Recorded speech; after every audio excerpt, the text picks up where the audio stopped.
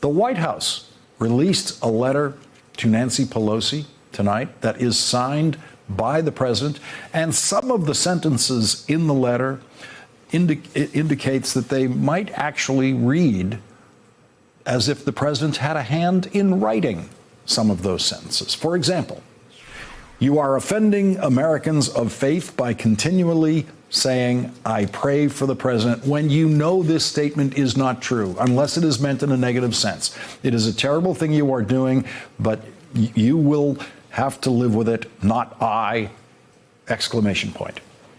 And then there's this one, you view democracy as your enemy, exclamation point. That one may have been written by the president. The letter ends with the president saying he's writing the letter for history.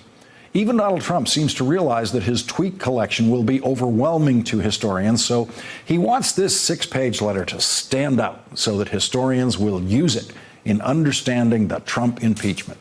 The letter ends with this: I write this letter to you for the purpose of history and to put my thoughts on a permanent and indelible record. 100 years from now, when people look back at this affair, I want them to understand it and learn from it so that it can never happen to another president again. For the purpose of history. There is another line in the letter that is pure Donald Trump, but Donald Trump doesn't realize that that line will destroy the entire letter for historians.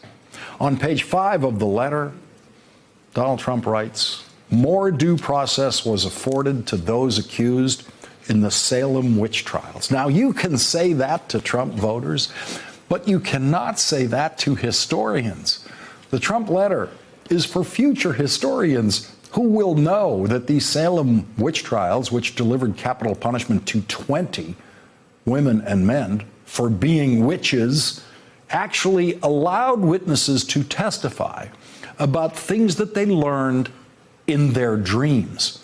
It was perfectly acceptable in a witch trial to testify that you dreamed that Bridget was a witch, and that was enough to get Bridget executed. So Donald Trump's letter to future historians today will be used by them as yet another piece of damning evidence about the mental state of the President of the United States the night before he was impeached by the House of Representatives. Thanks for checking out our YouTube channel. Subscribe by clicking on the button below for more from The Last Word and the rest of MSNBC.